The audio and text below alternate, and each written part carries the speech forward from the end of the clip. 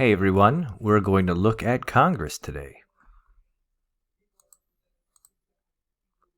Well, the most important thing to realize is that we have a two-house or two-chamber legislature. We have the lower house, which is the House of Representatives, and we have the Senate, which is considered to be the upper chamber. And you see the differences in the chambers that we've had throughout the years. The House members are elected directly by the people. That was initially the only branch that did that, until the 1913 17th Amendment, which provided for the direct election of our United States senators. Before that, they were picked by our state legislators. And understand that our 2-year terms of the House and 6-year terms in the Senate have been around since day one. As we've mentioned before, Congress has enumerated powers, powers that are explicitly written in the Constitution. We also have the elastic clause, which is the necessary and proper clause, which expands the powers of Congress. And then we have certain powers that are delegated to the states, which would be in our 10th Amendment. And throughout the years, we've had changes in our Congress and the way our Congress has behaved.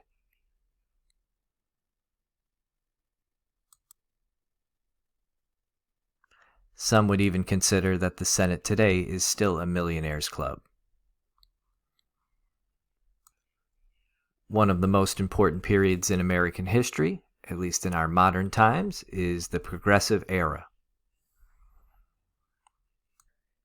And since the early 1900s, Congress has lost more of its authority to the executive branch.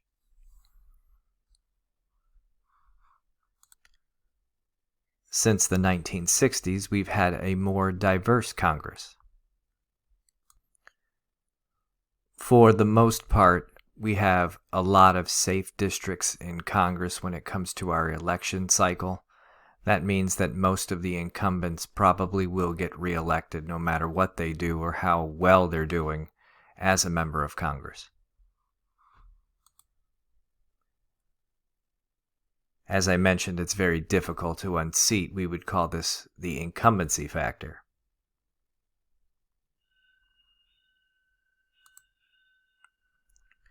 In our election cycles, every other year, or I should say every other cycle, when there is not a presidential election taking place, we would call that a midterm election.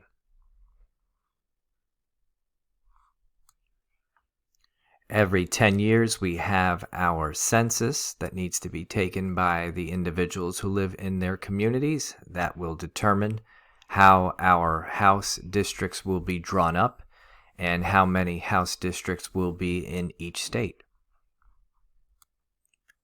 The redrawing of districts to benefit one party over another is called gerrymandering.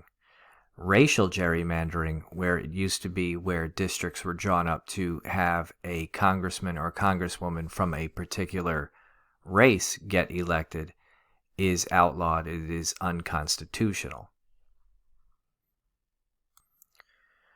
There are 3 different roles that a congressman can hold, one of 3, I should say, when it comes to representing their district. Typically, we would like to have somebody who is a delegate who is going to champion our views.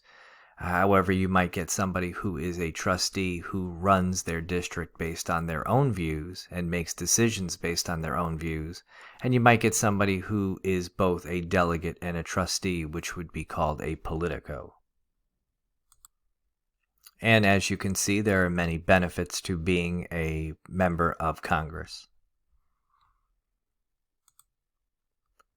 One thing that you can do when you're in Congress is always take credit for something perhaps that you did not do and get in the media and claim that you've done something, and you would get free press that way, and the public would know who their member of the Senate or Congress was based on the credit claiming that was taking place. And as we've talked about before, members of Congress depend on interest groups to get their information. A key thing to realize is that you have a divided government as we speak, where we have a Republican president and a Democratic House and a Republican Senate. And some of the enumerated powers that you find in the Constitution are as such. And that would include lawmaking, or how a bill becomes a law,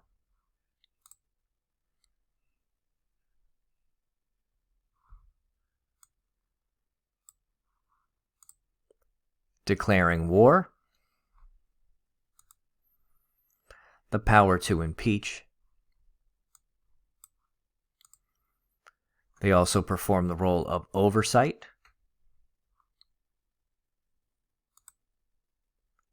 creating a budget,